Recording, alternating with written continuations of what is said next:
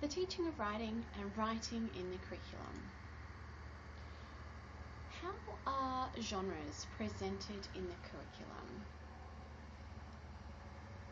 Let's have a look at the early years learning framework first, and then have a little look at the Australian Curriculum English, and we'll talk about a little bit about what genre is and how we can see that in the curriculum. So in the early years learning framework, and thinking about building on your learning about modes in the multi-literacies learning that you've done previously, what professional knowledge might you draw on here to help you understand the intent from the early years curriculum? So here we can see a range of modes of communication are important, and we talk about different ways of communicating through music, movement, dance, storytelling, visual arts, media, drama, as well as talking, listening, viewing, reading, and writing. And here we can think about these kinds of ways of communicating as for being for different audiences and different purposes, and that impacts on the structure and the language of those particular texts. Now, in the Australian Curriculum English, the genres and text types are much more explicit and right there. So this Year 2 level description, students create a range of imaginative, informative and persuasive texts, including imaginative retellings, reports, performances, poetries and expositions.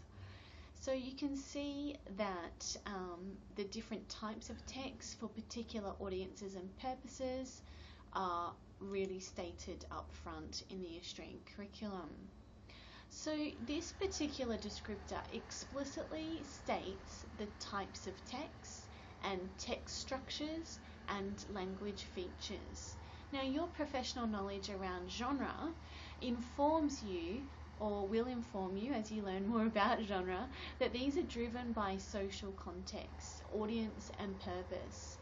The elaboration here states that students need to learn the typical stages of text types. However, this detail of what that actually means is not necessarily included. So what do? Well, you need to draw on your professional knowledge of genre, in this case, text structures.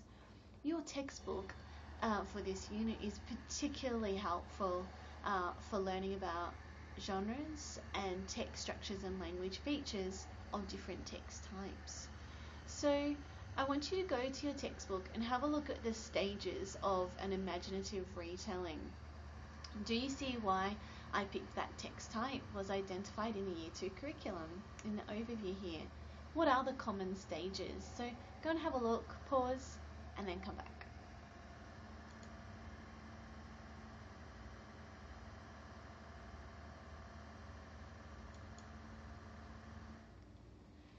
When you are in the Australian curriculum and you actually click on the hyperlink of language features, it will provide a definition, and so on with the other hyperlinks as well. But thinking about the imaginative retell, does it use word associations? How do you know? How do you work this out? Your professional knowledge of genres, of course. So when you click on it, this is what will come up, the language features. Features of language that support meaning, for example, sentence structure, noun group phrases, vocabulary, punctuation, figurative language. Choices in language features and text structures together define a type of text and shape its meaning.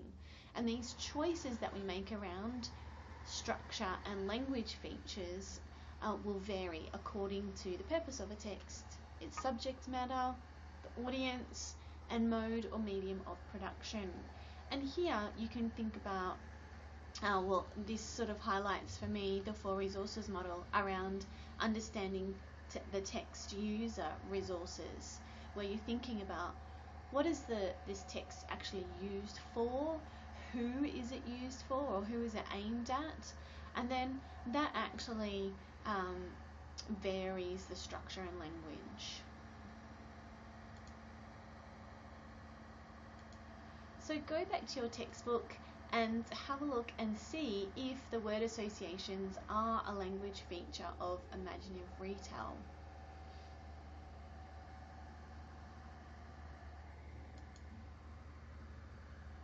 Okay, we'll be exploring genres in the workshop a lot more, but that was just a little introduction to the broader picture of curriculum work and making connections between curriculum and what it informs us about the what to teach for writing, and then how we need to draw on professional knowledge to make those connections around the explicitness of what we're actually teaching in classrooms. So I want to draw your attention to the literacy learning continuum. This can help you align specific features of language in the context of general capabilities in literacy. So it's really important to go and explore the literacy learning continuum. It is arranged by levels, and there is some guidance there about how that works. Down the side here are sub-elements of literacy learning, and then there's some really great information at different stages that you can see where students have been before and where they're heading to, which is really useful for planning for a range of students in your classroom as well, and getting to know the curriculum well. So this is a really good example of how the literacy progression can help discern particular features and also give you some insight into the learning progression of specific skills. So this particular image was actually generated for parents, but I think it's a really great example of how you can use these progressions to understand features of literacy learning. So here we've got creates letter-like shapes and strings, draws pictures and shapes, and then what's sort of the next phase, the next developmental stage, and so on. And again, we'll be exploring developmental stages in writing a little further as well. Of course, thinking about curriculum planning, it's really important to be guided by both the Australian Curriculum English, and of course, if you're particularly interested in the early years learning framework, building on that, but using the Australian curriculum and your professional knowledge for further guidance, because the Australian curriculum, I guess, helps explore what those text structures and language features might be as expected from the curriculum, and then being able to move between that and your professional knowledge about writing and about genre to decide on what learning is appropriate for your particular students or your particular classroom.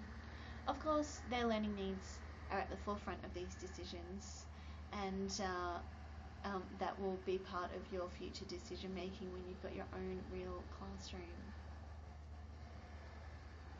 And these are the resources that I've drawn on. Thank you.